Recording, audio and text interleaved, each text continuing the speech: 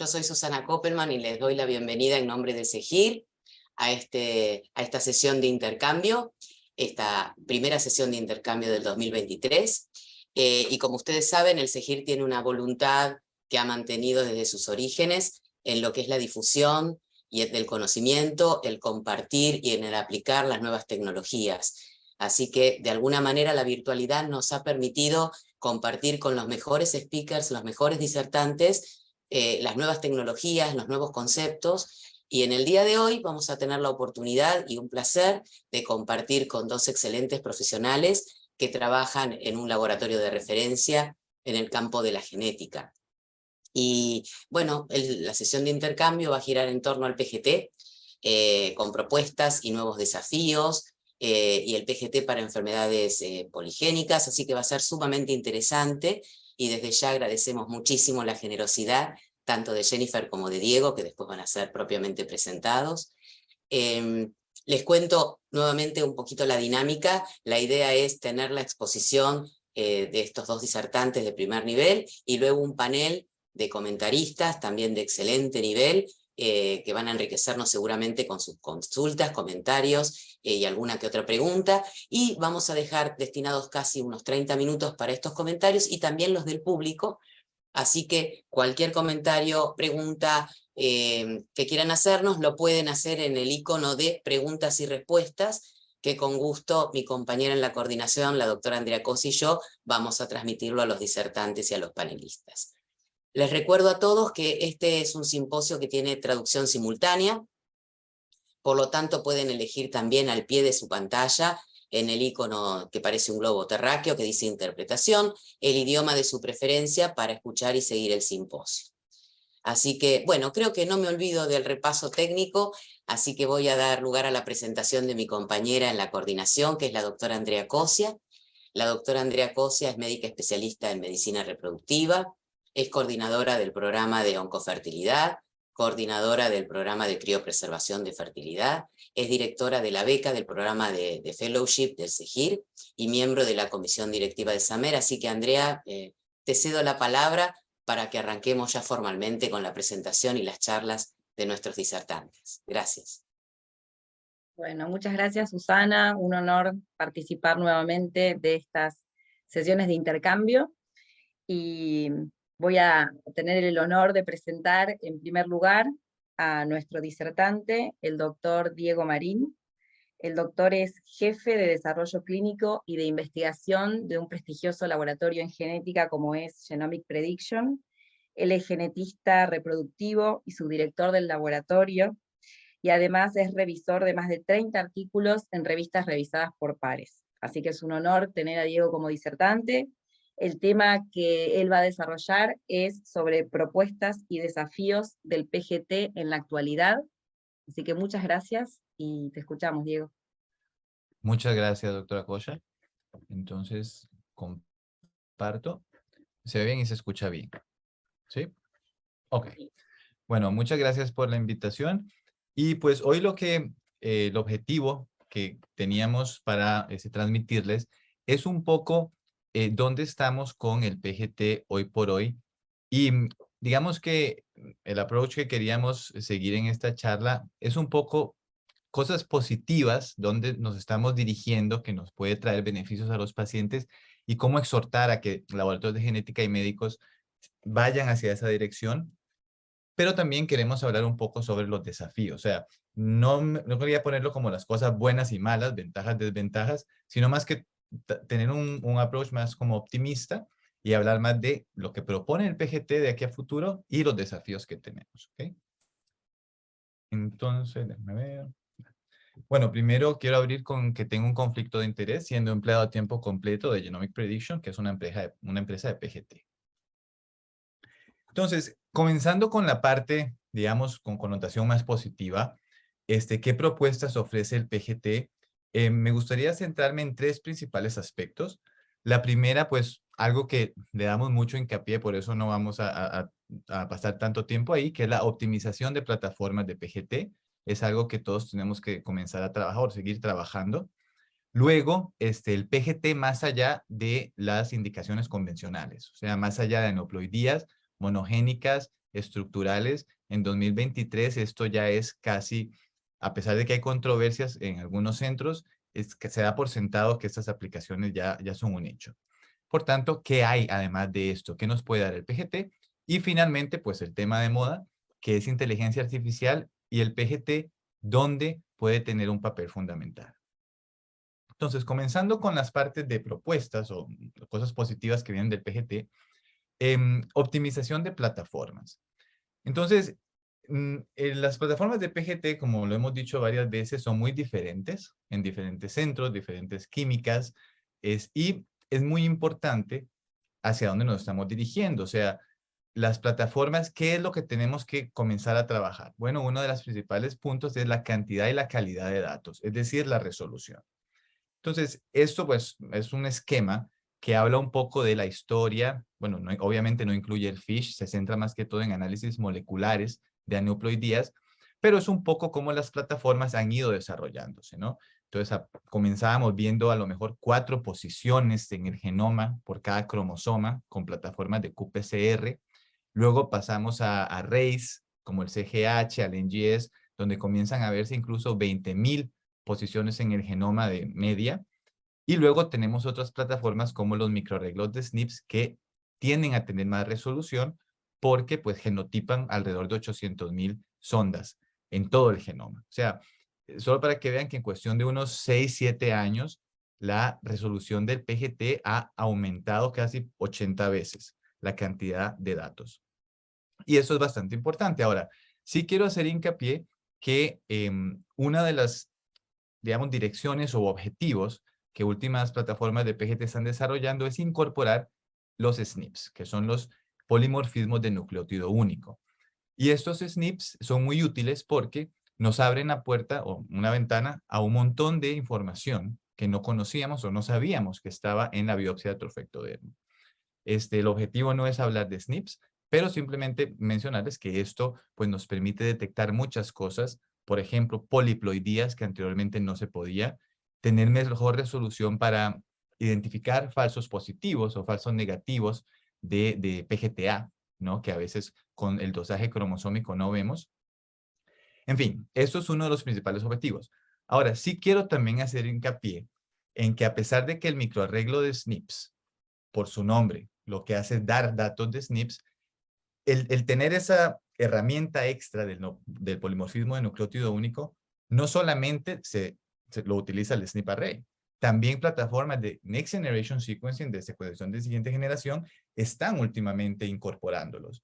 Y es algo que es relativamente, digamos, si nos empeñamos, sencillo de aplicar, es simplemente cambiando un poco las químicas, los métodos de amplificación, pero sí quería decir que los SNPs no solamente son exclusivos del microarreglo de SNPs, sino que muchas plataformas de Next Gen ya los están incorporando.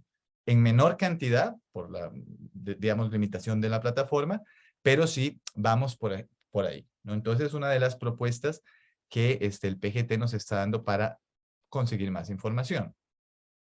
Ahora, el otro punto son las validaciones y resultados clínicos.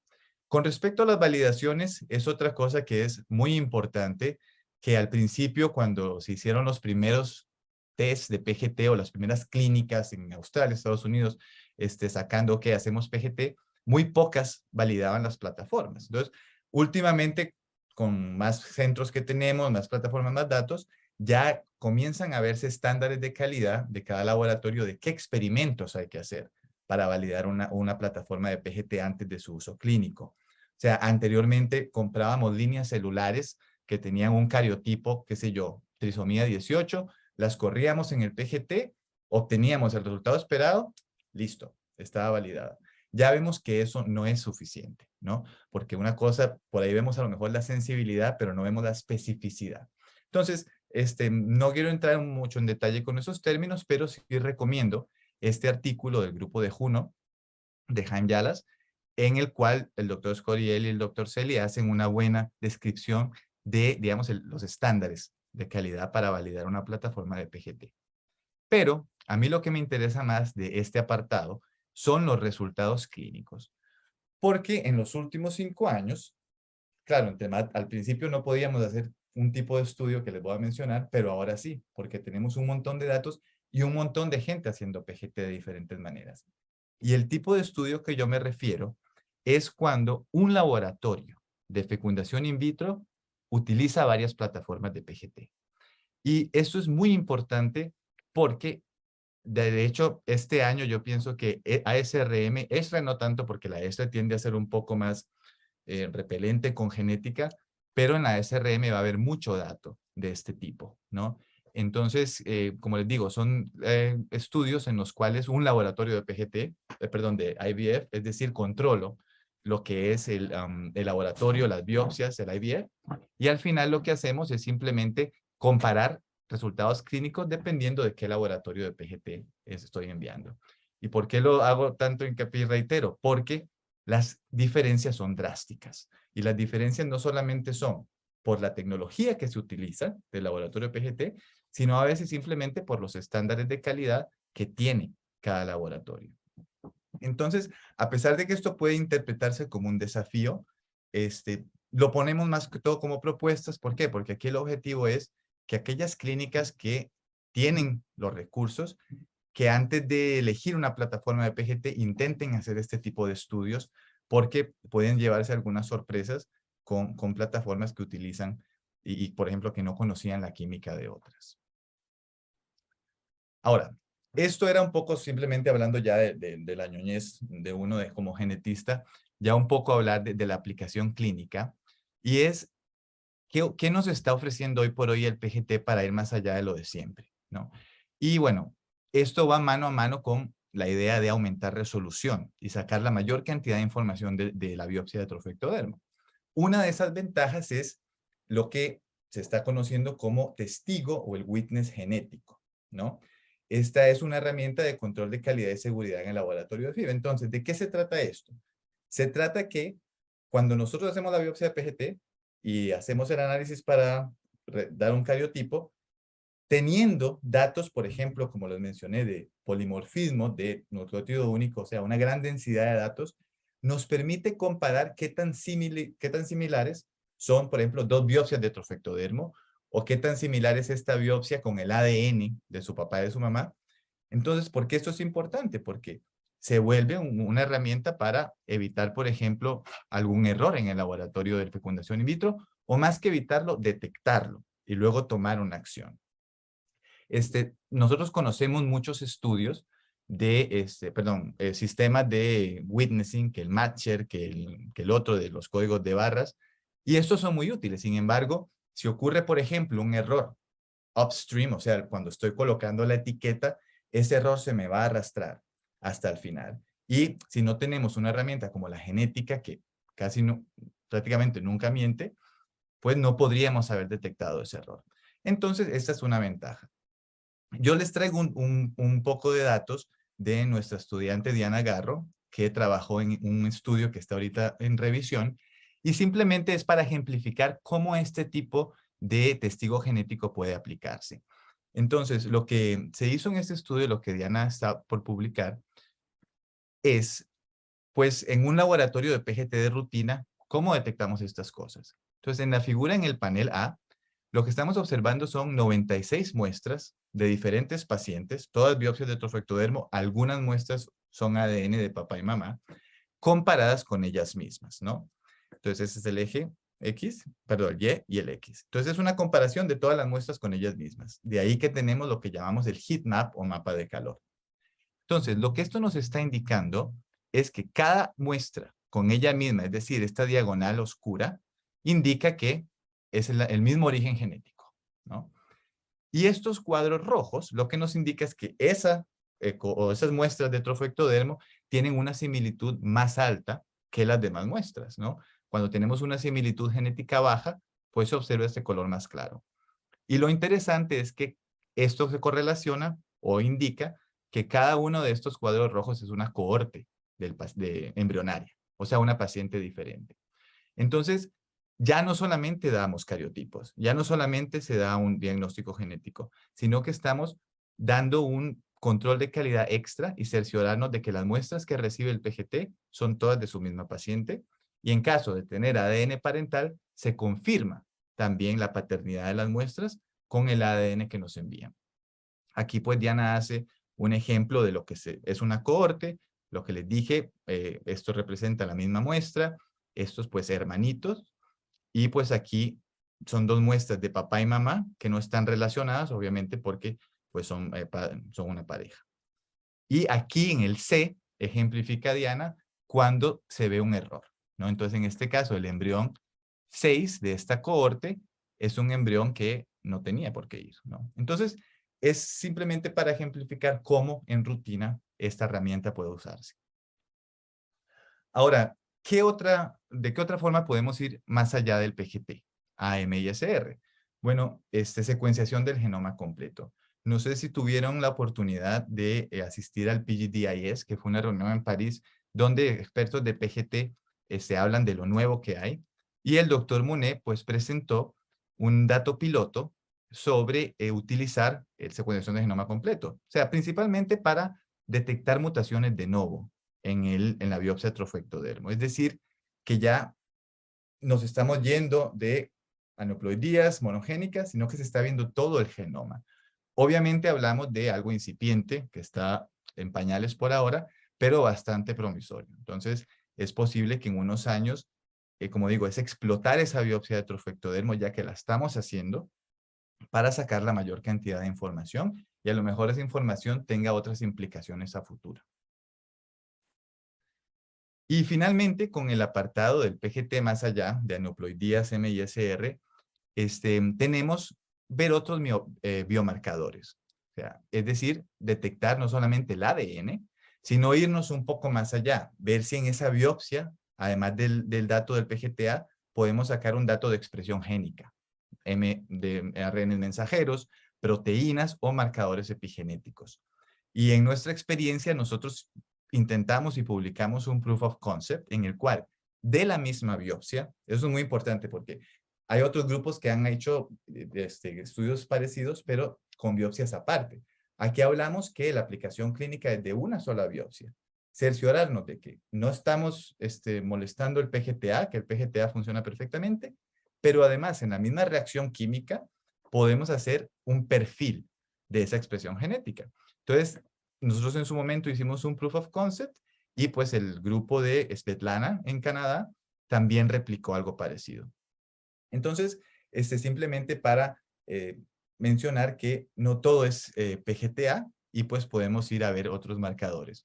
Con respecto a marcadores de epigenéticos, en mi conocimiento sé que el grupo de RMA New Jersey, en su momento con el doctor Sally y el doctor Scott, intentaban hacer un perfil de metiloma de una sola biopsia, ¿no? Entonces, las puertas son muy grandes. El problema es claro que cuando uno hace este tipo de tanta química en una reacción de 6 células, 50 microlitros, es bastante difícil de hacer. Y más que todo, siempre cerciorarnos de que el PGTA no se vea afectado. Porque yo me acuerdo en estos experimentos cuando intentábamos hacer marcadores epigenéticos, hacíamos lo que se llama conversión de bisulfito para ver metilación, pero el PGTA no salía. Entonces, al principio, digamos, el mensaje es intentar optimizar y sacar la gran cantidad de información de esa biopsia única, no tener que hacer una segunda biopsia. Y luego, un poco para ir cerrando sobre qué nos está proponiendo el PGT, el tema de la inteligencia artificial, ¿no? Y la inteligencia artificial es, a ver, esto es algo que nos va a revolucionar, pues no solamente IVF, sino todo nuestro día a día. Y lo importante o el mensaje que nos gustaría pasar es que, ¿qué se entiende por inteligencia artificial? Porque nosotros hemos visto muchos centros, o bueno, muchos no, algunos centros que comercializan PGT por inteligencia artificial, simplemente haciendo un algoritmo que predice cariotipos y no necesita curación humana. ¿Qué quiere decir eso? Que un laboratorio de PGT tiene un montón de biopsias y pues hacen lo que se llama training set, o sea, tenemos biopsias, tenemos resultados clínicos, saben que esta biopsia va a tener cierto resultado por su resultado clínico, utilizan ese montón de datos que tienen para crear un algoritmo y que el algoritmo automáticamente saque un cariotipo después de ver una biopsia. Sin embargo, esto no es exactamente inteligencia artificial. Esto es simplemente una herramienta para evitar la subjetividad, ¿no? del laboratorio de PGT. Inteligencia artificial va un poco más allá, porque indica, como lo intenté poner en la figura, un network, una red de un montón de diferentes aspectos. No solamente es el resultado de PGT, la biopsia, sino en nuestro campo esto tiene que incluir un montón de otros aspectos.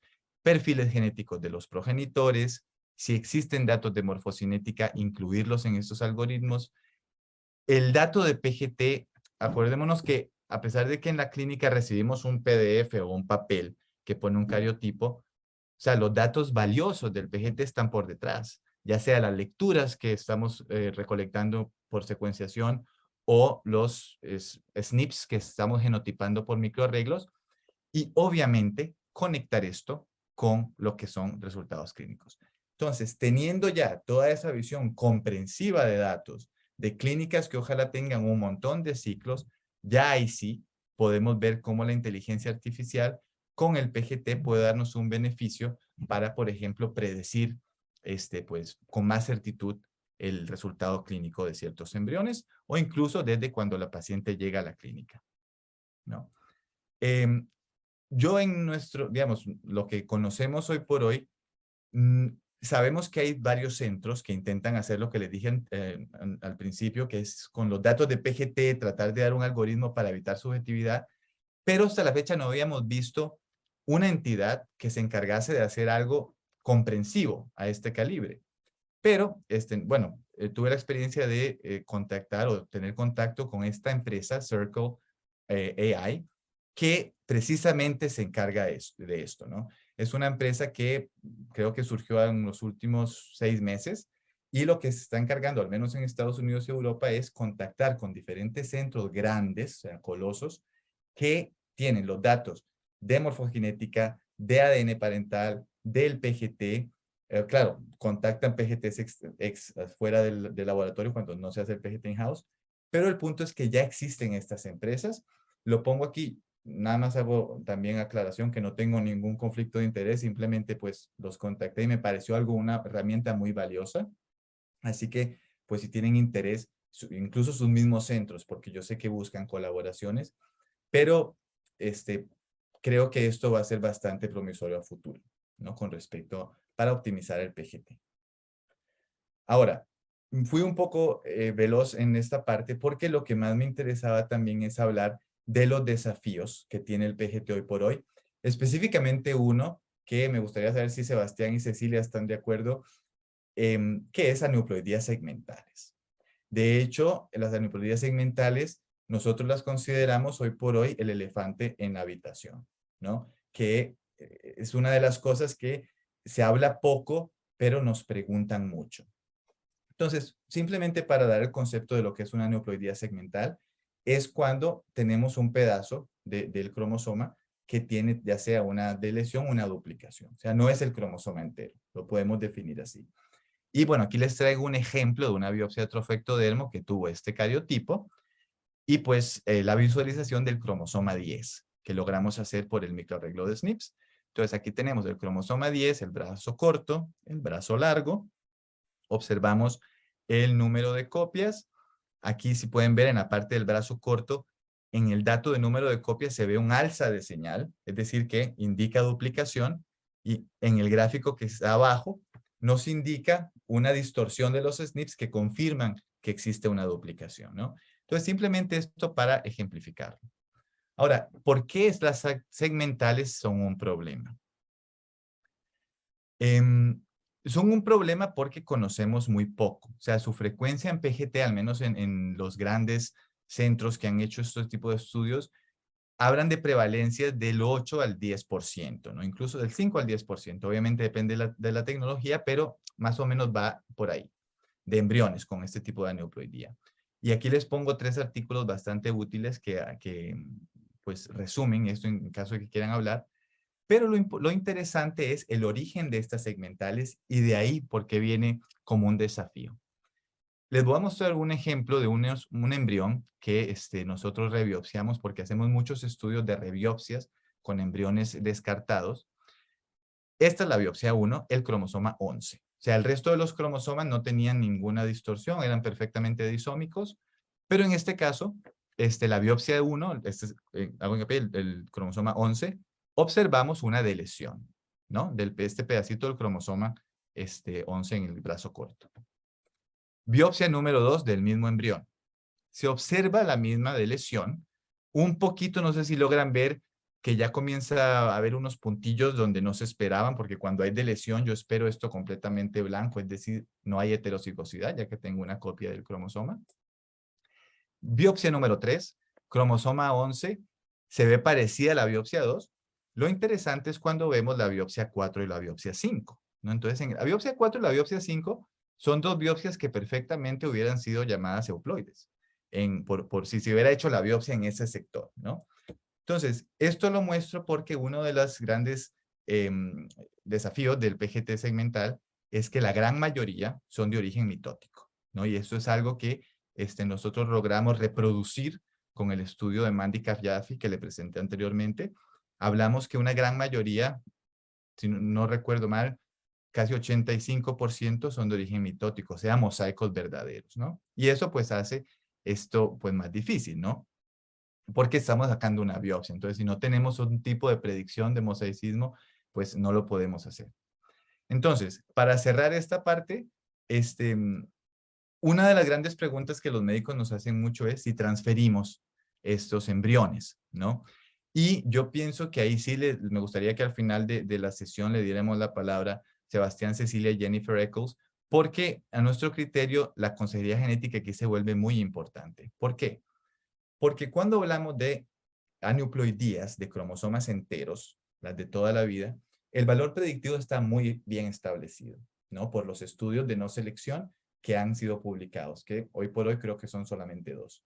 Sabemos que cuando hay una aneuploidía entera, el valor predictivo es casi nulo, no implanta, y si implanta es un síndrome.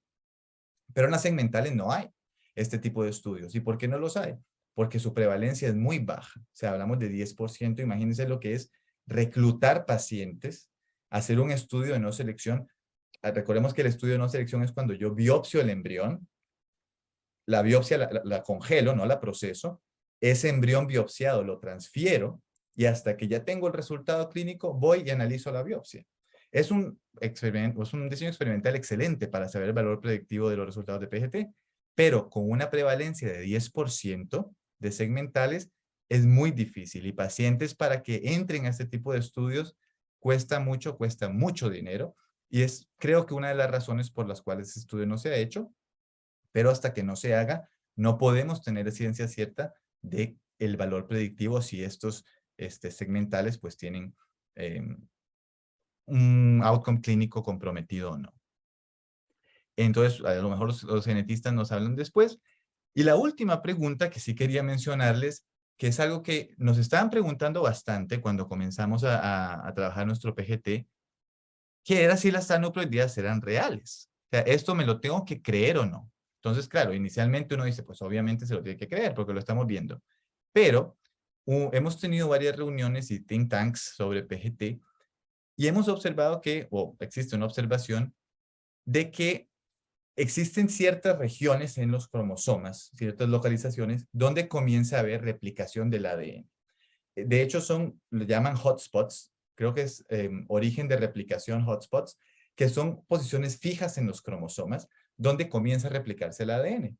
Entonces, existe la posibilidad de que cuando vemos algunas segmentales, no todas, porque el ejemplo de las rebiopsias que le mostré, claramente es un mosaico segmental, pero es posible que algunas de esas segmentales sean artefactos de la tecnología, ¿no? No sabemos la prevalencia, pero es posible ya que se han visto correlaciones entre donde comienza la segmental y donde comienza ese hotspot de replicación genética. O sea, algo ya natural de la célula que está haciendo cuando se hace la biopsia, que se correlaciona a algunas segmentales. Entonces, por eso lo dejo así un poco en el aire, pero es algo que estamos investigando, es un desafío muy grande y pues que eventualmente tenemos que dar respuesta, ya que esto se ve en los reportes de PGT. Y bueno, ya para acabar, porque pienso que una parte promisoria del PGT es el PGTP, que Jen les va a hablar un poco más en profundidad. Sí quiero acabar con otro desafío, que es la heterogeneidad del PGT y su accesibilidad. Cuando digo accesibilidad me refiero a pacientes. ¿Por qué? En otras charlas nosotros hemos mostrado esta diapositiva. Es una diapositiva que es muy importante que la conozcamos y la entendamos.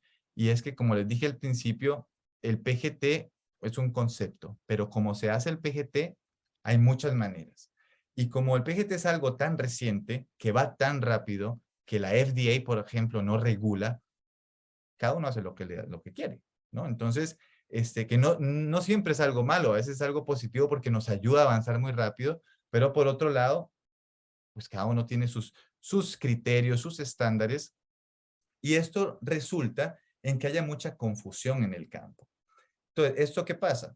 Alta variabilidad de tasas de nucleoidía y resultados clínicos. Yéndonos un poco a los que les mencioné anteriormente y que es importante que ustedes hagan comparaciones de resultados clínicos entre diferentes plataformas. Estudios publicados con mensajes diferentes. Esto es muy importante. ¿Por qué? Porque entonces tenemos algunos randomizados, no selection, que hablan maravillas, que el PGT funciona, que no sé qué. Y luego tenemos un randomizado multicéntrico, como el STAR Trial, que pone que en pacientes de 30 a 35 no hay ningún beneficio. Claro, si uno se va y se lee ese paper con detenimiento, observa que el diseño experimental incluía un montón de laboratorios con diferentes criterios de reportar mosaico, con diferente química, genética. Entonces, pues esto incluso nos da RCTs o Randomized Control Trials que no son tan fidedignos, al menos cuando vemos el diseño experimental. Y bueno, esto se lleva con el manejo independiente de conceptos como mosaicismo, ADN mitocondrial. Cuando digo independiente me refiero a que cada laboratorio setea sus estándares. Entonces, ¿esto por qué es un problema? Esto es un problema porque al final el campo, y cuando digo el campo me refiero a nuestros pares y las instituciones gubernamentales aseguradoras, no se creen el PGT. Entonces, al no creerse el PGT y al tener esa controversia, esa reticencia, simplemente por la heterogeneidad que existe, esto trae un impacto muy fuerte en la accesibilidad de los pacientes, porque entonces tenemos médicos que no lo creen, no lo ofrecen, entonces el paciente se queda sin esa información. Tenemos el montón de, yo no sé si a ustedes les pasa en Argentina, pero tenemos muchos foros de pacientes que se arman un debate de mosaicismo y donde no hay una buena información. Y eso también trae problemas al manejo clínico. Entonces, lo pongo para acabar mi intervención porque es definitivamente un desafío. Si fuera una industria más homogénea, donde hubiera una entidad que regulase las validaciones, las químicas, pues al menos sería más fácil tener un mensaje unido, todo nuestro campo, y poder tener ayuda de los gobiernos, aseguradoras, para eventualmente ofrecer el PGT idealmente de manera gratuita a los pacientes, viendo todos los beneficios que trae. Y el coste tan barato comparado al ciclo de fecundación in vitro, ¿no? Entonces, pues, esto es lo que yo les traía. Espero que después en discusión, pues, suscite preguntas y cualquier cosa, pues, aquí estoy para que me contacten.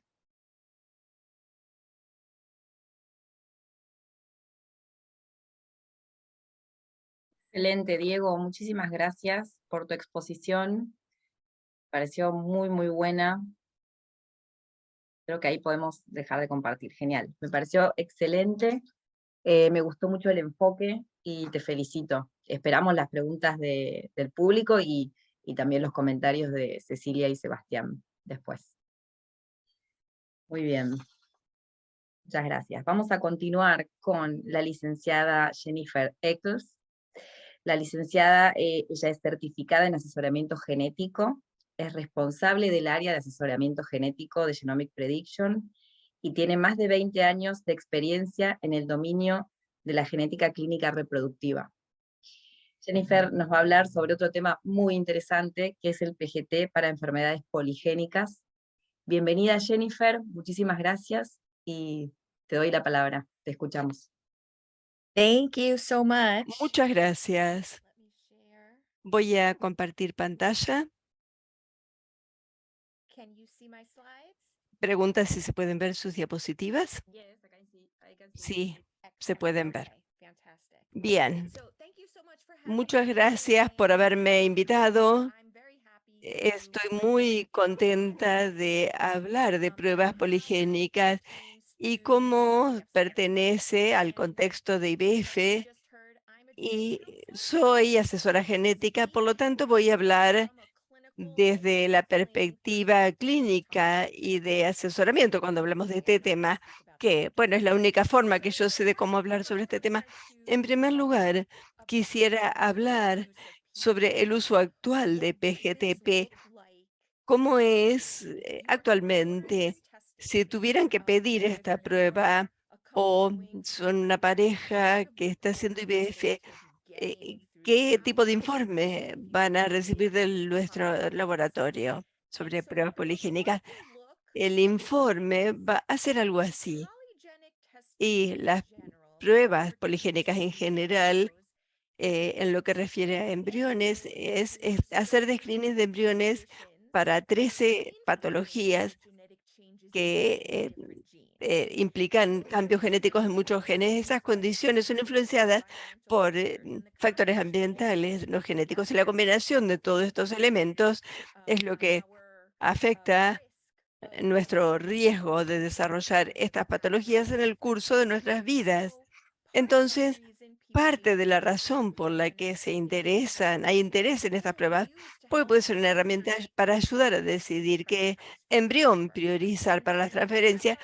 Así es como nuestros informes se elaboran. Si observan este informe, van a ver los embriones categorizados en la forma más importante por en la prueba de PGTA. El primer grupo de embriones son los identificados como haploides, el segundo son los identificados como aneuploides, y pueden ver los distintos cariotipos en las listas. Y esta columna, la que es diferente en los informes que tienen PGTP.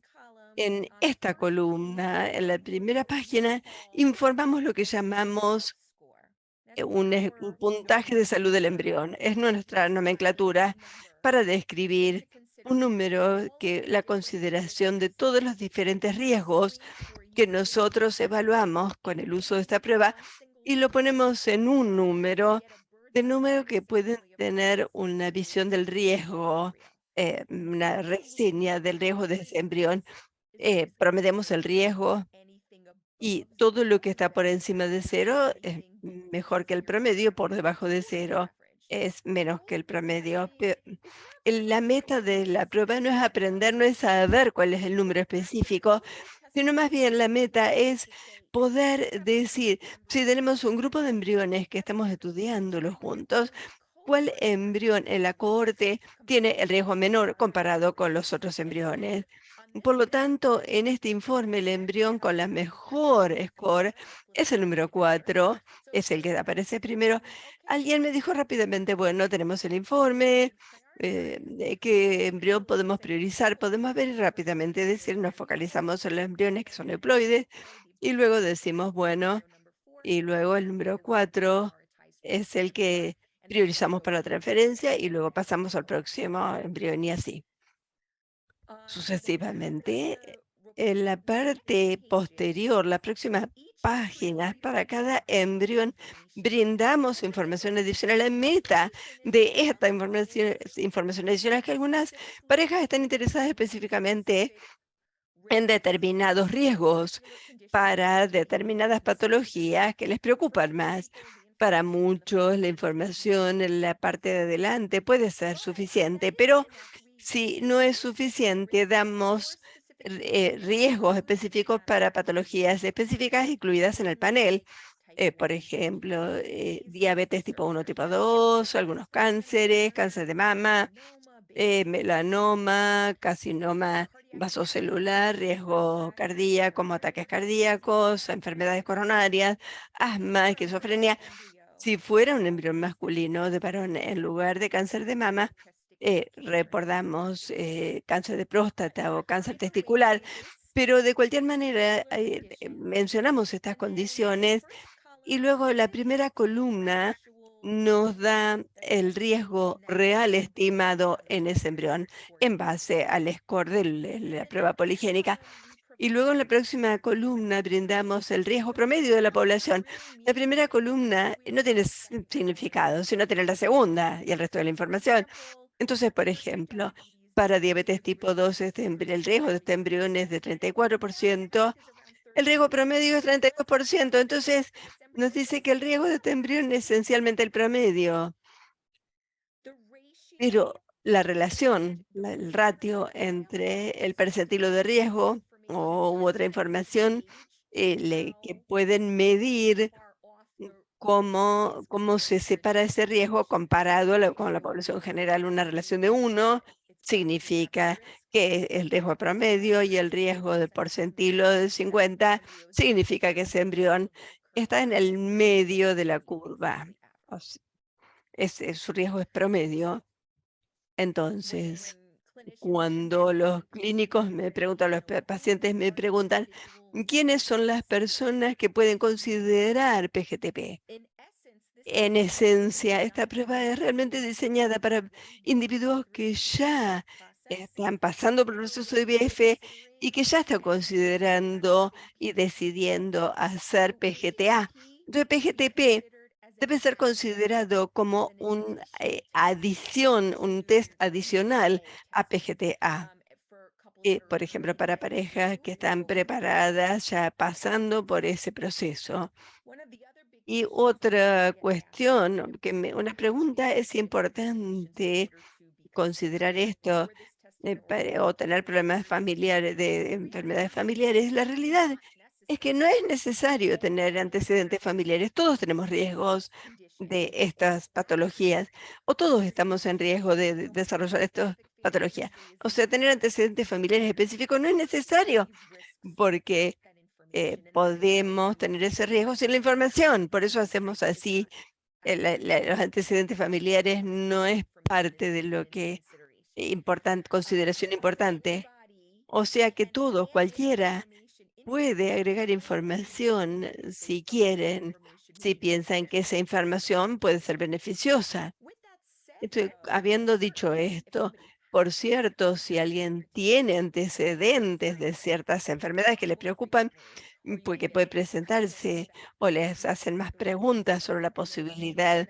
Entonces, la situación clínicamente en nuestro laboratorio, los pacientes que tienen antecedentes de patologías como tipo diabetes, familias donde ya tienen un hijo con algún tipo de diabetes o alguien que ya tiene diabetes. Tenemos muchas consultas y si PGT puede ser útil para ellos sobre esa base.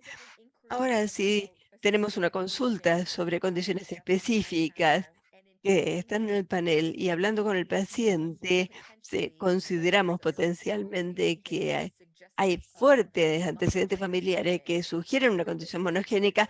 Bueno, es diferente. Por ejemplo, si yo estoy hablando con uno de mis pacientes, me dice, ¿sabes? Me interesan porque sé que tenemos cáncer de mama en este panel y mamá tuvo cáncer de mama a los 50 y mi hermana bilateral a los 42 años y yo tengo, entonces para el asesor genético, esto sí, dice causa monogénica de enfermedad.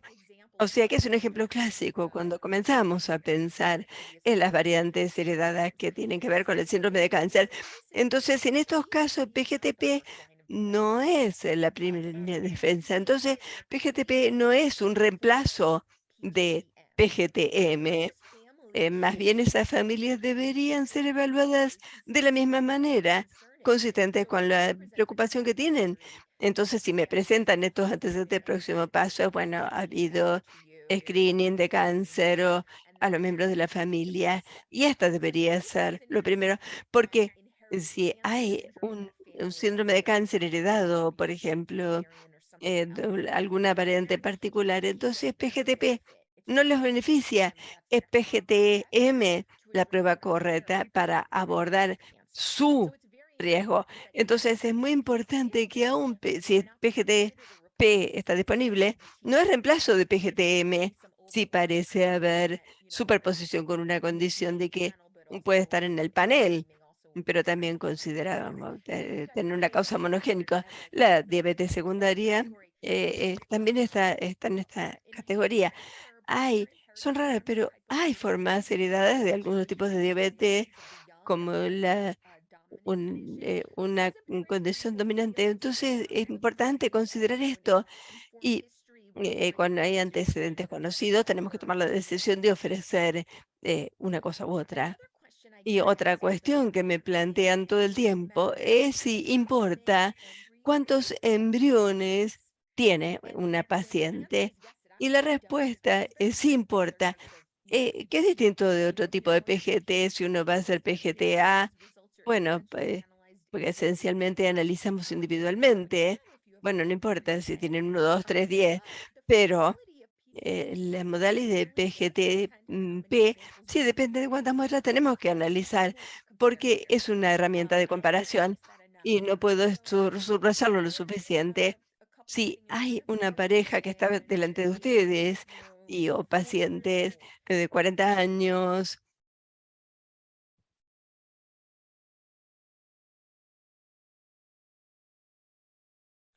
se cortó la transmisión. Se le cortó a Jennifer, Andrea. Déjame y reviso rápidamente. Hola, puede ser que tengamos una interrupción. Sí, Sí, ya voy se a le confirmar. cortó a Jennifer. Esperemos a ver si vuelve, Andrea. Bueno, esperamos unos minutitos. Acuérdense que tenemos Nueva York lleno de smog, entonces no sé si eso puede Es estar cierto, causando. Está fatal, pero vamos a nos ver. estaban contando eso, ¿no? Que A por ver. unos incendios en Canadá. Sí. Can you log in? Sí, precisamente justo estaba contando eso, que estaba un poquito difícil la cuestión atmosférica. Bueno, esperemos unos momentitos y si no, quizás esperemos un poquito a ver si Jennifer se reincorpora. Claro. Y si no, cualquier cosa, empezamos si ustedes quieren hacer comentarios con Diego. Pero la verdad que estaba muy interesante la charla de Ay, Jenny. sí. Déjame, ya estoy confirmando. Por mientras les muestro en tiempo real el smog. O sea, no sé si se ve de mi ventana, pero Bueno, está fatal. Al final, Sí, nos dijo. no está muy bien. Anyway, déjame ver. si quieren puedo presentar a los discutidores, mientras tanto. Dale, Andrés, me parece bien. Así, Y la gente ya los conoce, pero bueno, el público se renueva, diría. sí, sí. Así que, bueno, voy a presentar en primer lugar a la doctora Cecilia Fernández. Cecilia es bioquímica, especialista en genética, con un doctorado en biología molecular de la UBA, y es directora del Laboratorio de Genética Reproductiva de Novagen. Así que buenas tardes, Ceci, y bueno, en un ratito te damos la palabra para que hagas tus comentarios. Gracias por estar. También voy a presentar al doctor Sebastián Menassi. Él es médico especialista en genética y tiene una maestría en biología molecular. Bienvenido, Sebastián. Buenas tardes. ¿Cómo Gracias, estás? André. Buenas tardes, ¿cómo están? Un placer tenerlos hoy con nosotros, como siempre. Si quieren, podemos hacerle algunas preguntas a Diego o algún comentario. Él les dio la palabra, ¿no? Como que abrió ahí un buen interrogante, así que podemos comenzar con esto, si les parece. Bueno, vos, Diego, no sé si estás en contacto con Jennifer. A ver Sí, si... la estaba llamando porque a veces en Zoom uno sigue hablando solo. Sí. Sí, Sí, sí, A sí. ver que no esté. Espérame. Ahora no sé si querés, te damos un segundito para que te contactes con ella en todo caso. si quiere el público ir haciendo preguntas de algo, de todo lo que se habló, aprovechen. Este es un buen momento, ahí en el chat. Tenemos 80 ahora- participantes, así que muy bien. Hemos tenido más, algunos han ido yéndose a buscar un café. Pero bueno, todavía no tenemos muchas preguntas del público, así que Si Jenny no se contacta en breve, podemos arrancar, si ustedes Arrancamos quieren nosotros. con... Sí, dale, con algunas preguntas, comentarios. Perfecto, perfecto. Bueno, arranco yo, Seba. Perdón. Dale. Diego, me encantó todo lo que planteaste. Me parece que algunos son temas que un poco se dejan de lado o no se discuten porque son un poco escabrosos a veces, Sí. pero que ya estamos en un nivel y con una experiencia respecto a PGTA, con las distintas técnicas que se utilizan, en las cuales ya hay que empezar a abordar estos temas. Hay que empezar a prestar mucha atención en la validación, sensibilidad, especificidad del método, qué valor predictivo va a tener. Así que me gustó todos los temas que fuiste exponiendo en la charla y que dejaste ahí un poco como... Claro, los tiré todos puse Los toda la tiraste carne en el todo, fuego. claro, fue una bomba de temas que darían para profundizar cada uno muchísimo. Así que te felicito porque la verdad me gustó mucho, sobre todo poder tocar estos temas desde la parte más técnica, ¿no? Que es la que más me toca en particular.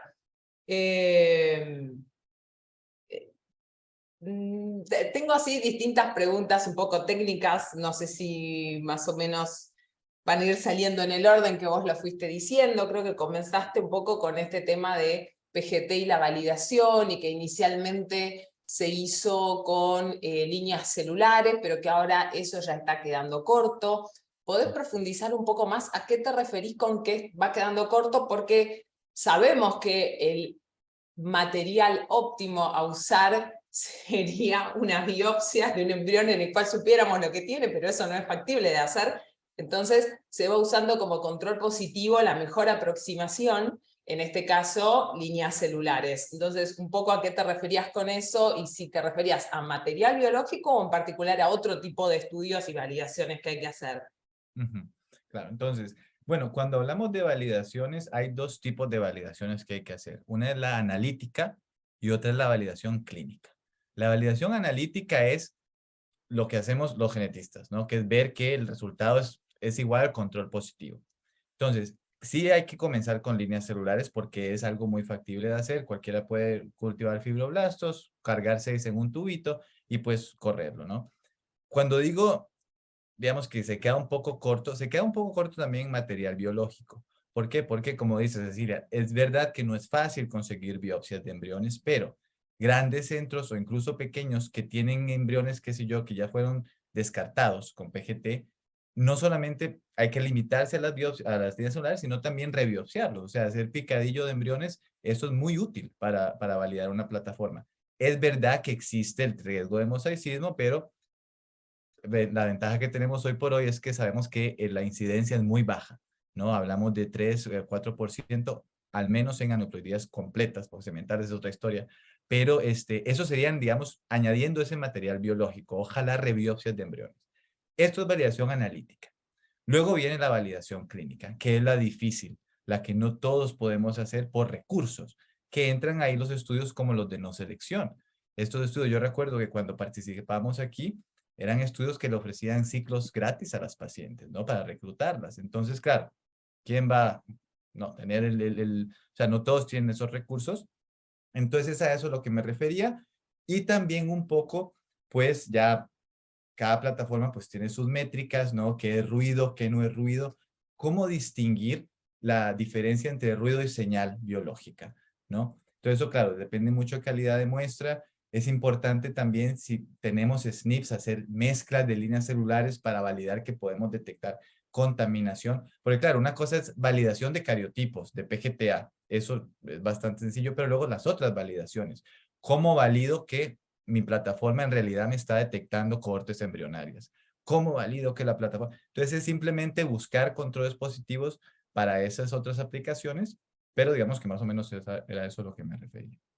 O sea que entiendo, ampliando un poco esto ya a ustedes y su experiencia para validar la plataforma de Array, entiendo que de esa manera lo usaron, digamos, tanto líneas celulares, lo hicieron, perdón, tanto con líneas celulares como con rebiopsias de embriones. Para la analítica, sí, exacto. Y luego la clínica, pues es algo que sigue en curso, pero es un estudio que estamos intentando de no selección. Ok, ok, perfecto. No sé, Seba, si querés agregar algo, si sigo preguntándole. Capaz mi comentario es más de clínico, de justamente cómo seleccionamos qué embrión con un mosaicismo y una anomalía segmentaria transferimos o no. Ese es un poco, quizá que para lo que me hablaste, Diego, hace un ratito. Yo voy a dar el punto de vista del médico genetista. Y los médicos genetistas estamos muy formados en totalmente el diagnóstico y en este caso lo que podría ser la prevención de anomalías congénitas, de defectos congénitos, de síndromes genéticos. Entonces, un poco el problema que se nos presenta, digamos, en el abordaje del PGT, justamente como bien Diego decís, el elephant in the room, de decir, bueno, ¿qué hacemos con estos embriones que tienen lo que en medicina reproductiva o en embriología podemos llamar anomalías parciales y lo que los médicos genetistas llamamos de lesiones o duplicaciones? Así que es un poco la forma en la que hemos sido criados los médicos genetistas, ¿no?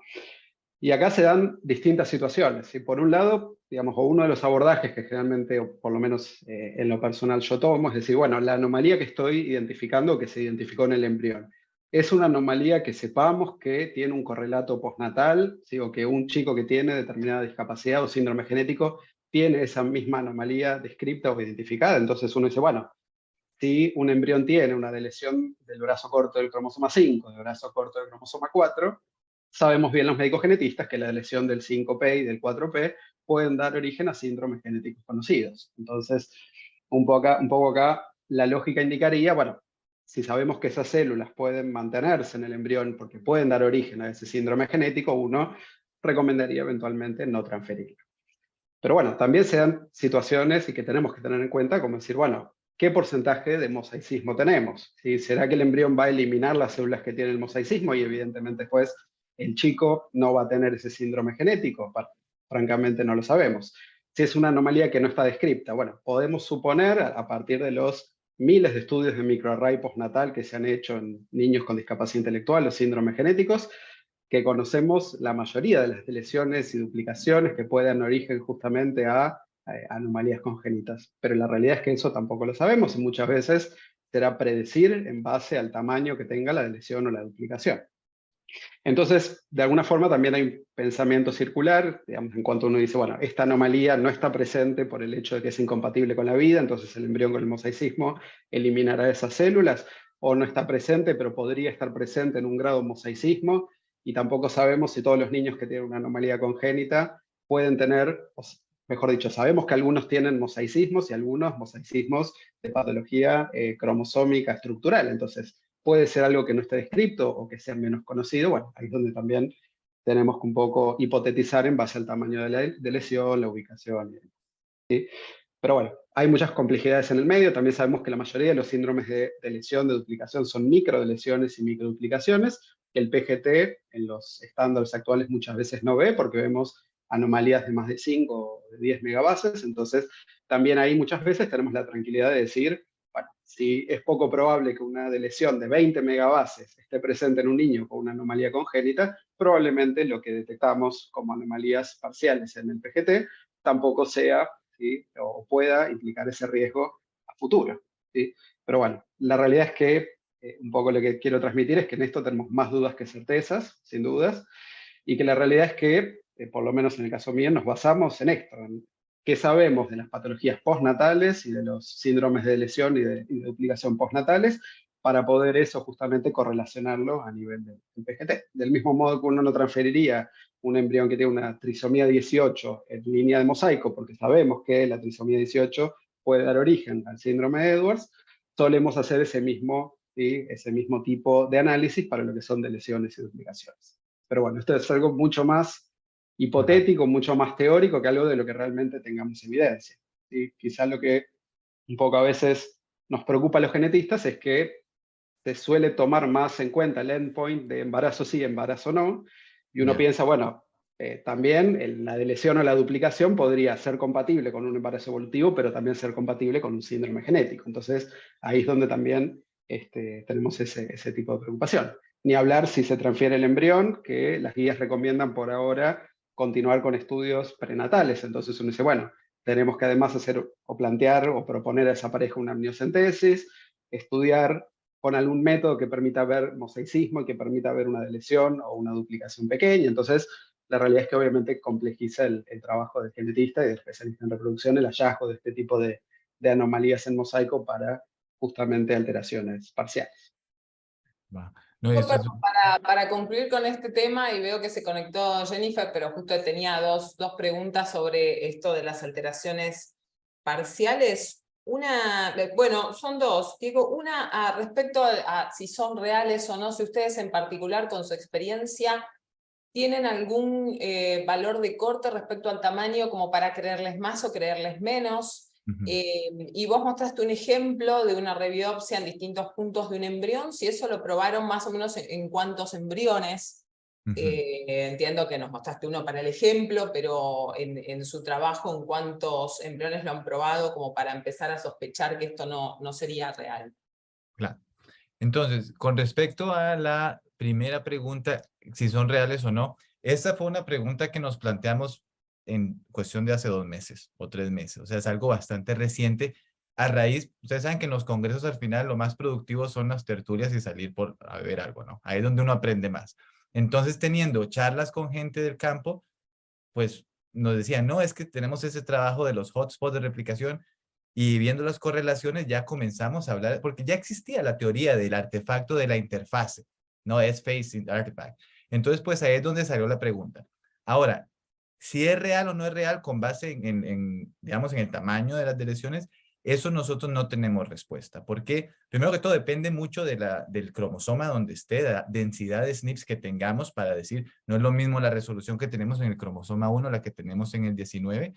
En el 1 podemos llegar a una megabase, en el 19, 5, 6, 7. Todo eso varía de cromosoma en cromosoma. Y con respecto a la otra pregunta, tenemos en los segmentales, es difícil porque hablamos de 10%, y claro, consentimiento de pacientes que nos dejan rebiopsiarlos, alrededor de 25 embriones, de los cuales hemos visto que la gran mayoría es de origen paterno, porque tenemos ADN parental, de origen paterno, la gran mayoría, hablo de también 70%, y luego 85% mitótico, ¿no? Entonces, o sea que es mosaico, que al hacer rebiopsias, pues no se observa, pues se observa lo que les mostré en el ejemplo. Si no lo mostré porque está bajo revisión, pero esos son más o menos los datos. Ok. Y nada más quería una cosa antes, por si entra Jen, lo que decía Sebastián es que a nosotros nos preguntan médicos, nada más, no, por favor no nos reporten segmentales. Pero entonces ahí, un laboratorio de PGT, imagínate el problema que uno se va a meter si algo pasa. Entonces, por eso es el elefante en la habitación y ahí es donde Sebastián, Jennifer y Cecilia nos llegan a salvar con la consejería genética. Sí, sí. Bueno, muchas gracias, Diego, por las respuestas. Jennifer, si te parece, podemos continuar con tu presentación. Are you okay? Yeah, sorry about that. The internet, we lost ourselves. We're having Sí, perdón, tenemos muy mal tiempo y alguna locura climática, así que disculpa, se cortó internet de repente, así que voy a ir un poquito más para atrás para retomar donde dejé.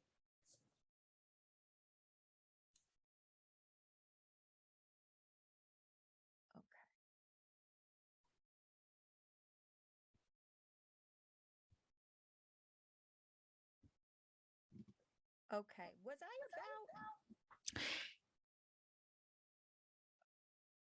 I think I'll start here just Bueno, voy a empezar por acá porque no me acuerdo exactamente en dónde estaba, así que bueno, desde acá creo que lo voy a cubrir sí o sí. Una de las preguntas que siempre nos hacen con respecto a quién debemos ofrecerle PGTP, y la respuesta es a cualquier paciente que ya está pasando por PGT, que se está haciendo PGT, y PGTP es una adición, digamos, es algo que se agrega, no es algo que se hace en forma individual o separada. Y no se necesita una historia o antecedentes familiares para hacer esto, porque todos tenemos un riesgo de enfermedad poligénica. Por lo tanto, una de las preguntas que siempre me hacen ¿es importante que alguien que quiere hacerse esto comparta su historia familiar para hacérselo? No, la verdad es que no. La idea es que todos tenemos riesgos para todas estas enfermedades poligénicas. Entonces, con esto evaluamos si el riesgo es alto o bajo, pero en realidad no está relacionado específicamente a nuestros antecedentes familiares. Ahora, con eso dicho, tradicionalmente nos vienen a preguntar muchos o a consultar muchos pacientes que tienen algún antecedente de enfermedad poligénica y nos piden, por ejemplo, diabetes tipo 1, porque ya tienen un hijo que tiene diabetes tipo 1 o porque ellos mismos tienen diabetes tipo 1, por ejemplo. Habiendo dicho esto, les comento el tema de los antecedentes familiares que sugieren alguna cuestión monogénica. Por ejemplo, si yo hablo con una familia y nos preocupa el cáncer de mamas y podemos hacerlo utilizando la prueba poligénica, bueno, en esa conversación me dicen, bueno, mi mamá tuvo cáncer de mama, mi hermana tuvo cáncer de mama o mi tía tuvo cáncer de ovarios. Entonces, como consejera genética voy a hablar de un cáncer hereditario, voy a pensar en un cáncer hereditario. Entonces, si hay alguna preocupación con alguna cuestión de cáncer hereditario, eso tiene que abordarse de manera adecuada antes de empezar con PGTP, porque si hay un síndrome de cáncer hereditario, es muy importante que esa familia tenga la oportunidad de hacerse la prueba y hacer PGT-M, si es lo que corresponde, ¿no?, a ese caso en particular. Por eso es importante que PGTP se sepa que no es un reemplazo de PGT-M. Y otra preocupación u otra pregunta que me hacen muy seguido es si tiene alguna importancia cuántos embriones tiene el paciente o la paciente. La respuesta es sí. Realmente importa y también es independiente de PGT-M o PGTP porque estos se hacen en forma individual en cada embrión individual. Pero cuando hacemos PGTP no estamos viendo cada uno en particular, tanto como que queremos aprender acerca del cohorte de embriones todos juntos, identificar cuál embrión de ese cohorte tiene menos probabilidades de enfermedad poligénica comparados con los otros embriones del mismo cohorte. Entonces, yo lo que le diría a la paciente que tiene 42 años, supongamos, y que tiene una baja reserva ovárica y quiere tener al menos un embrión euploide, bueno, es muy diferente a lo que le voy a decir a una pareja que está utilizando donante de óvulos, que tiene 20 años y que seguramente va a generar muchos embriones. En el último ejemplo, bueno, yo diría que es un caso que está mejor para la poligénica comparada con la otra pareja o la otra mujer. Esta prueba se usa como herramienta para comparar y seleccionar. Y los datos también apoyan esto. Por ejemplo, en un estudio que publicamos en el 19, cuando analizamos una reducción relativa del riesgo y lo calculamos y lo medimos a la reducción del riesgo, que es el objetivo de el PGTP. ¿Cuánto podemos reducir el riesgo de enfermedades si comparamos embriones utilizando un puntaje derivado del PGTP? Entonces, si sumamos todo el riesgo relativo de diabetes tipo 1, bueno, es un promedio de 46%, pero si podemos comparar 5 embriones, entonces la reducción del riesgo es en promedio de 72%. Entonces, es más robusto cuando tenemos más embriones que comparar. Otra preocupación, otra pregunta que nos hacen muy a menudo tiene que ver con la diversidad y si esta prueba se puede ofrecerle a todos los individuos, cuál es la diferencia si comparamos diferentes grupos étnicos, a dónde funciona mejor, en dónde funciona peor. Y por lo tanto, se sabe muy bien en la comunidad que estos puntajes poligénicos principalmente se prueban en individuos de origen europeo y el poder de proyección es más reducido en otros grupos étnicos. ¿Qué significa esto desde la perspectiva práctica? Digamos que alguien la quiere pedir ahora. Bueno, Este es el grupo diferente de enfermedades que podemos analizar utilizando nuestro panel actual. Es diabetes tipo 1, algunos cánceres, riesgo de enfermedad cardíaca. Y si el individuo es caucásico, esta es la lista que ellos verán en su informe en particular. La diferencia con otras etnias, como tenemos menos datos en individuos con diferentes entornos étnicos o ancestros, no tenemos tantos datos para apoyar la validación de algunas enfermedades y solamente vamos a informar enfermedades que estén validadas y que tengamos suficientes datos para poder apoyar los resultados.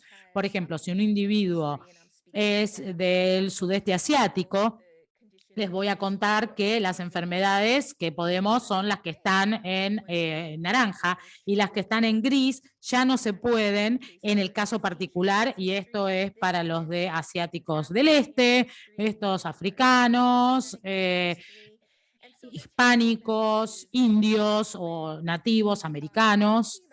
Entonces, cuando pensamos en esta PGTP, tenemos que saber que lo podemos hacer para todos. Todos tienen acceso al PGTP sin importar su etnia. Todos pueden tener esta prueba y van a tener un puntaje, pero la lista de enfermedades serán diferentes de acuerdo a la etnia a la que pertenecen. Otra preocupación, y es algo que me preguntan mucho cuando hablamos del PGTP, es esta idea de reducción de riesgo versus lo que decíamos antes con PGTP-M, que era una prueba de diagnóstico, un test de diagnóstico. Con PGT-M tenemos esta idea de que solicitamos esto para determinar si un embrión es heterocigota negativo, homocigota negativo, positivo, o el genotipo para esa variante o para esa segunda variante, y podemos ver si el embrión va a tener o no esa enfermedad, y eso es muy bueno desde la perspectiva clínica porque le da a los pacientes y también a nosotros información muy clara. Y, por supuesto, siempre es buenísimo tener información clara, al igual que cuando estábamos hablando recién acerca de las aneuploidías segmentales. Pero es muy lindo tener el blanco y el negro y no lo gris, pero la poligénica es muy diferente. La poligénica, la PGTP, es una idea diferente, es una idea de analizar un cohorte de embriones para poder reducir el riesgo de estas enfermedades, pero por supuesto no nos va a dar una respuesta blanco o negro, sí o no, este embrión va a tener diabetes punto 1, por ejemplo, o no. O sea, es muy diferente. Habiendo dicho esto, me gustaría señalar que PGT-M se utiliza comúnmente actualmente para reducción de riesgo. Y no pensamos en este sentido, pero es muy común que no tener consultas en el laboratorio para hacer screening de variantes genéticas que pueden tener baja penetrancia, que pueden tener expresividad variante, que pueden no estar caracterizadas como patogénicas, pero son variantes de sí, un significado incierto. Son cosas que cambian el alcance de las pruebas de si la respuesta sí o no a una respuesta de riesgo más alto o más bajo. Y aún dentro de este paraguas, el ejemplo que utilizo todo el tiempo, y creo que pienso cuando trata de este concepto, es fibrosis quística. Y la razón por la que pienso en fibrosis quística es porque fue el uso clínico, el primer uso clínico de PGT. Volvemos a los 90, después de la selección de sexo, de enfermedades monogénicas, fue el primer uso del análisis para detectar la presencia o ausencia de esta variante, para saber si los pacientes eran positivos o negativos por esta variante clásica.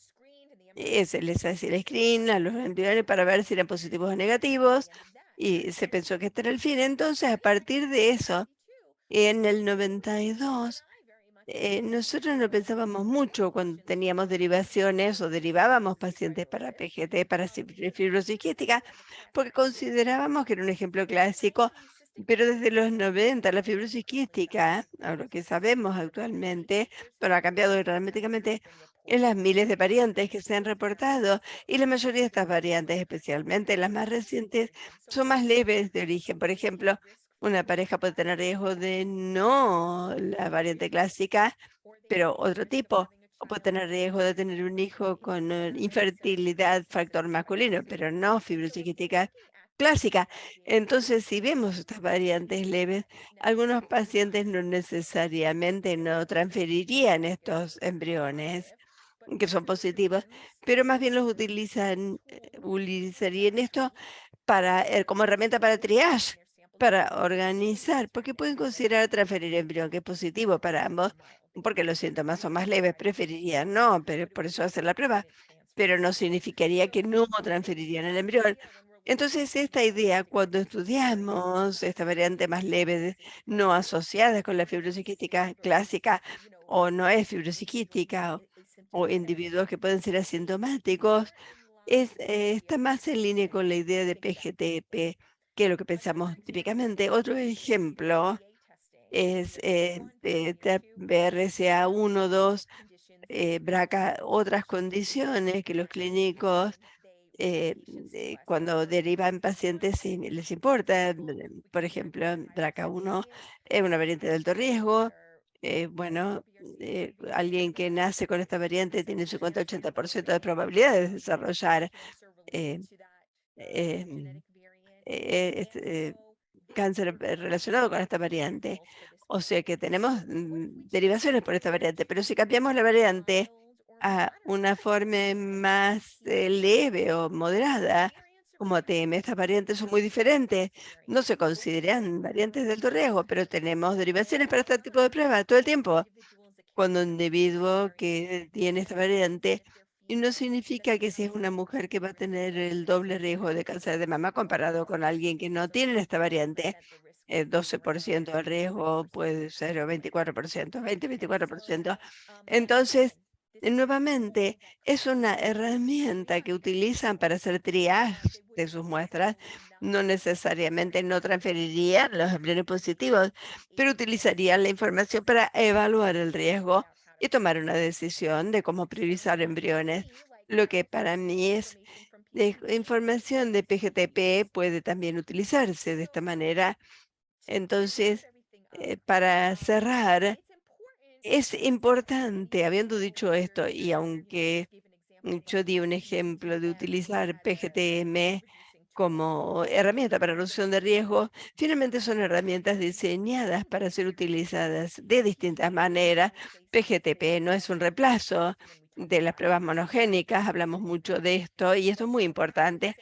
Más bien yo diría que PGTP puede ser considerada como auxiliar, no de PGTM, sino la selección basada en morfología. O sea, en el uso actual de PGTA, por ejemplo, en este momento, las parejas tienen individuos de la prueba de PGTA, estudian la cantidad, y quieren ver si la cantidad de embriones que tienen, que son euploides, y luego de esa corte pueden decir, bueno, vamos a utilizar estos embriones, que los mejores en términos de morfología, diríamos que ahora PGTP también puede utilizarse de la misma manera.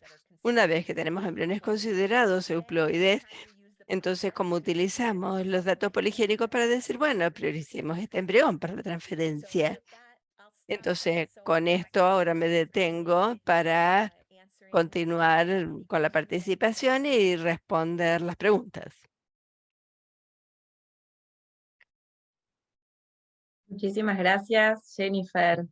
Muy, pero muy interesante la charla sobre PGTP. Creo que a todos nos interesa mucho también el tema. Así que yo ya presenté a quienes van a conversar con ustedes y también invitamos al público a hacer sus preguntas, que tenemos algunas preguntas por ahí.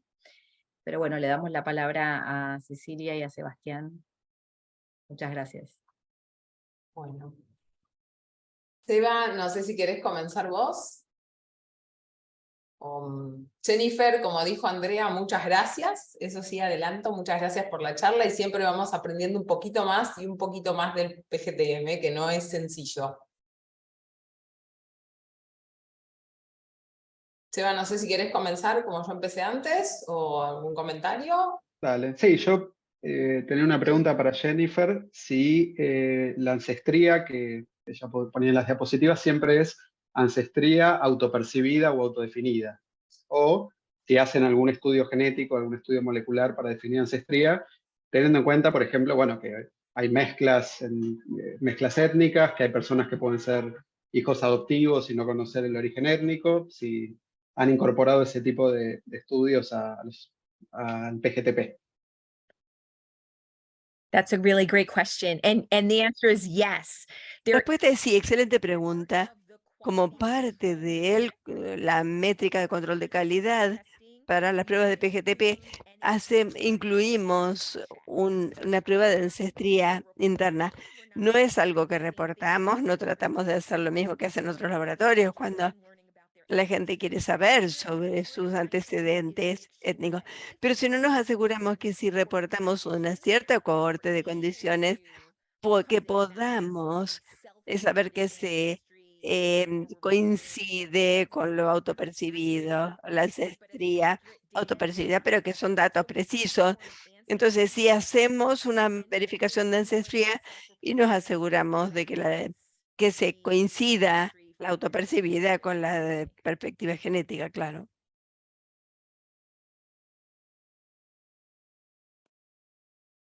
Estaba silenciada esta. Jennifer, tengo una pregunta, es más una curiosidad desde la experiencia en cómo lo manejan esto. Si bien ustedes dan un score que es el Embryo Health Score, también dan la lista con el score y el riesgo particular para cada una de las patologías que pueden informar. Cuando a una pareja le interesa, por ejemplo, está más interesado en diabetes tipo 1, pero resulta que el embrión que tiene más bajo riesgo para esa patología tiene más alto riesgo para las otras, ¿cómo manejan esa situación? No sé si se da en forma muy frecuente, de manera muy frecuente o no. Yes, that's a really Sí, good question. exactamente, excelente pregunta. Es algo que nosotros luchamos con esto en términos de diseñar la prueba, porque sí, es absolutamente posible que esta patología puede ser la de mayor preocupación para la pareja, que no sea un poquito más alta, que o el embrión tiene un puntaje más bajo. Y muchas veces, especialmente para patologías que son más raras, porque no consideran tanto en el score condiciones que son más comunes, más severas, tienen más peso, las que son menos comunes o menos severas tienen menos ponderación. En nuestros scores de la diabetes tipo 1, la condición que es mucho más rara comparado con las otras en este grupo. Cáncer de mama es más común, enfermedades coronarias. O sea que hay un poquito de fluctuaciones en ese score. Entonces, nosotros no estábamos muy seguros de cómo combinar esto. Entonces, siempre originalmente cuando diseñamos la prueba pensamos, bueno, vamos a tener el score de salud del embrión, el health score, pero enmascararía algunos de condiciones potenciales que quizás pueden interesarle más a la pareja. Entonces, si solo damos esos números y no el health score, bueno, sería difícil hacer una selección porque no estamos ayudando con eso. Entonces, todo depende de en qué está interesada la pareja y cómo le damos la información. Si la pareja solo está interesado en diabetes tipo 1, por ejemplo, porque tienen un hijo con diabetes tipo 1, tenemos una opción para que pidan la prueba para hacer screening de diabetes tipo 1. De este modo no se preocupan por otra información que no están interesados. Entonces tratamos de ayudar con esto. Si la pareja quiere tener toda la información, bueno, pero están particularmente interesados en diabetes tipo 1, pueden decidir no seleccionar por el score de salud, sino hacer simplemente el número de diabetes tipo 1, porque puede ser para ellos su mayor preocupación. Y bueno, está bien. Bueno, está bien hacer esto. Entonces pasa a ser un poco difícil, pero finalmente por eso El asesoramiento genético, de los debates con los propios clínicos es tan importante porque finalmente se trata de hacer una selección basada en cuál es la preocupación específica. El niño con diabetes va a tener esa condición cuando hacen la selección. Bueno, basado en su propia historia y su propia experiencia. Ok, entiendo. O sea, en definitiva puede pasar, la pareja tiene que saber, o el individuo que está haciendo el estudio, saber qué puede pasar y que va a tener que tomar un poco esta decisión de qué priorizar. Ok, ok. Perdón.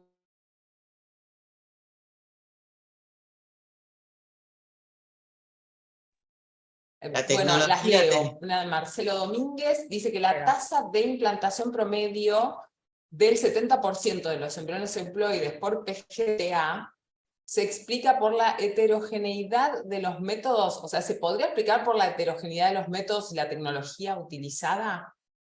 Ok. Entiendo que se refiere a que ese sea la tasa de éxito, algo así, o tal vez que la baja tasa de éxito, o bueno, los casos en los cuales no hay implantación, tal vez, y podrían explicarse por la heterogeneidad de los métodos y la tecnología utilizada. No sé si, Marcelo, eso era un poco a lo que apuntaba tu pregunta. Cualquier cosa nos agregás algo en el chat. Es Pamela, ¿no, Cecilia? Vale, entonces la contesto yo. Vale. ¿Ok? Ok. Entonces, a ver, es claro que el factor mayoritario cuando hablamos de aneuploidías o de la cuestión genética de causa de infertilidad es el factor embrionario. Eso ya lo sabemos. Ahora, no podemos decir que el 70% y ese resto, esa black box de 30% es por heterogeneidad de la plataforma, porque tenemos factor endometrial. Hay otro montón de cosas. Es verdad que el factor endometrial, últimos estudios nos están diciendo que no es tan prevalente como pensábamos y controlamos un montón de cosas con la paciente, pero pues existe. Ahora, yo no diría que ese 30% de no implantación que se justifica por la heterogeneidad, yo diría más bien la variabilidad que hay de tasas de éxito con PGT en diferentes centros con diferentes plataformas, ¿no? Entonces, ¿por qué? Porque sabemos que los estudios que les mencioné antes, donde comparan diferentes plataformas con el mismo IVF Lab, hablamos de algunos 60%, otros 65%, otros 70%. Entonces, sí hay una variabilidad justificada por esa heterogeneidad. A ver, no depende del estudio, pero de un 5 a 10%, que ya es bastante, ¿no? Para nosotros, ¿no? Pero decir que ese 30% es por el PGT y su química, no, ahí también tenemos que factor de endometrial, incluso la técnica del transfer. A veces parece mentira, pero eso también depende mucho de las manos del médico. Entonces, sería eso. Sí, digamos que podría influir un poco, pero no es lo que más pesa. Bien, claro. Claro. Leo la otra de Raúl Pina Aguilar. Para vos, Diego, si podés comentar sobre la cobertura de NGS en el PGT y los falsos positivos en aneuploidías de cromosoma completo y de lesiones o duplicaciones. Claro. Voy a hacer un comentario muy general porque las plataformas de secuenciación son igual muy diferentes. Hay plataformas que hacen lo que se llama low pass. ¿Qué es lo que hacemos? Entonces, laboratorios para optimizar recursos. Entonces, por ejemplo, corren más muestras de lo debido o de lo que se recomienda en un run para hacerlo más barato, ¿no? Entonces, ahí se tiene menor cantidad de lecturas y ahí ya comienza a ver qué es ruido y qué no es ruido, ¿no? Entonces, yo creo que la pregunta del doctor Raúl va por ahí. En términos de cobertura, digamos que así como en media, lo que se ha publicado, hemos hecho estimaciones que alrededor de 20,000 posiciones en el genoma llegan a tener lecturas con NGS, cuando una plataforma, qué sé yo, como el microarreglo de SNPs, el viejo, hablamos de 200,000 posiciones, el nuevo 800,000, un poco más para la comparación. Pero con respecto a esto de falsos positivos y negativos, es eso. O sea, cuando tenemos qué es ruido y qué no lo es. La ventaja de los SNPs es que, claro, nos da un tipo de dato extra que nos ayuda a confirmar, pero como les dije, el SNP no tiene que ser necesariamente del SNP array, podemos incorporarlo en NGS, solamente que con mucha menor resolución. O sea, hablamos de a lo mejor, cuando hacemos amplificación dirigida en NGS, podemos tener 4,000 SNPs en todo el genoma, pero no 800,000. Entonces Sí. ahí es como vemos diferencias. Sí, sí. Yo agrego que en general, de la experiencia con el NGS, cuando una aneuploidía es completa, es bastante creíble el resultado, aún con baja cobertura. Tal vez ahora cuando ya hay algo ruido, que sea una duda con un mosaico bajo, ahí sí puede ser que haya un falso positivo. Pero en cuanto a aneuploidía completa, en general es bastante, sigue siendo resolutiva la técnica aún en baja cobertura. Cecilia, nada más menciono una cosa, es verdad. Cuando comenzamos a ver 4, 5, 6 aneuploidías, ya esa es otra cosa, porque nos Claro, estamos sí, sí, sí. viendo, Cuando un pensando resultado más complejo. claro, que esto complejo, caótico, ese es otro gran temazo, ¿no? Que hemos visto por rebiopsias que no todos, la verdad es que muchos son euploides, ¿no? Pero es igual el tema este del ruido. Ok. Gracias. Muchas gracias. Andre, ¿querías Pero- preguntar algo? Sí, quiero aprovechar para hacer una pregunta más clínica a Jennifer. En tu experiencia como asesora genética, me interesa conocer si me podés dar como un porcentaje aproximado de los pacientes que eligen hacer PGTP o del número de médicos que te derivan pacientes para hacer PGTP, si es un número alto de pacientes o es bajo, no me queda claro cuánto se está usando la técnica. Good question. Excelente pregunta. Yo diría que no es alta. Yo diría que en este momento está en su infancia y tenemos una cantidad de centros que están comenzando a ofrecer esto a pacientes de forma rutinaria. Definitivamente tenemos pacientes que vienen a los centros que están solicitando estas pruebas o que eligen tener estas pruebas, pero a nivel global considero que sigue siendo un número pequeño comparado con la cantidad de centros que envían las muestras para PGTA, por ejemplo. Habiendo dicho esto, recientemente hicimos un estudio donde nos interesábamos en saber exactamente lo que te acaba de preguntar. Sí, los pacientes, si les ofrece, si está disponible, ¿cuántos pacientes dirían sí a esta prueba? Ofrecemos esto a pacientes, de más de 200 pacientes, creo, en un centro. Esencialmente se les ofreció de la misma manera, tuvimos la oportunidad de hacer asesoramiento genético, tuvieron la oportunidad de decir sí o no a esta prueba, y la mitad de los pacientes dijeron sí, y la mitad dijeron no. Entonces creo que algunas de las barreras en este momento tienen que ver con que la disponibilidad de las pruebas del diagnóstico a una audiencia más amplia, a una población más amplia de pacientes. Pero ha sido muy interesante tratar de determinar si cuando podemos controlar si es un paciente que nos permite ofrecer esto en investigación, ¿cuántos estarían dispuestos a aceptarlo? Bueno, creo que Bien. estamos en tiempo, ¿no? Eso les iba a preguntar, si tenemos tiempo para más preguntas o ya... La verdad que es muy interesante todo el temario, los disertantes son maravillosos, pero tenemos que darle un cierre, por lo menos por hoy. Podríamos continuarlo en otro momento, pero hoy tendríamos que ir cerrándolo, perdón. Y la verdad que les agradecemos mucho tanto a Diego, a Jennifer, a Cecilia, a Sebastián, a Andrea, a todos los que nos acompañan, a nuestro equipo técnico, al equipo de docencia de SEGIR, que trabaja intensamente para poder plasmar estos encuentros. Muchas gracias a todos. Les voy a pasar un aviso para que vayan agendando fecha. Este año el SEGIR cumple 40 años haciendo historia y 40 años ayudando pacientes. Y bueno, parte del festejo va a ser la realización de un evento el 4 de octubre, esa fecha ya la pueden ir agendando. Va a ser un evento presencial al estilo de un campus y el temario va a girar en torno a lo que es preservación de fertilidad. Así que va a ser muy interesante, va a ser presencial. Vamos a tener más información para ofrecerles en nuestra página web en breve, pero al menos les quería pasar la fecha para que la vayan teniendo en cuenta y se vayan haciendo espacio en su agenda.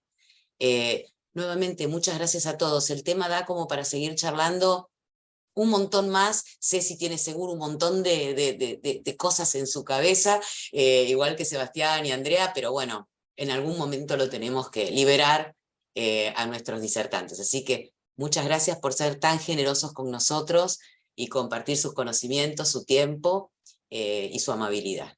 Gracias a todos. Gracias. Nos vemos pronto. Gracias. Muchas gracias. Thank Hasta you. luego. Gracias. Adiós.